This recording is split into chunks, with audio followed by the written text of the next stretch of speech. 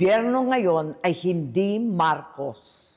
Ang gobyerno ngayon ay Romualdez at Araneta.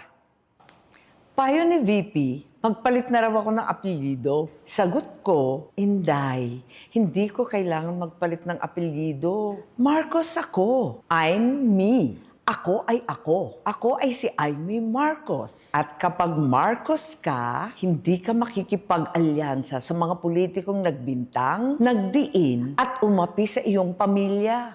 Hindi mo kakainin ang isinuka mo para lamang sa politika. Hindi ganyan ang legasiya ng aking ama. Imported na ang bigas, imported pa ang hustisya, kaya malinaw. Ang gobyerno ngayon ay hindi Marcos. Ang gobyerno ngayon ay Romualdez at Araneta. Kaya tandaan, ako ay ako. I'm me. Ay may isip, ay may salita, ay may gawa. Number 39 sa balota, ay may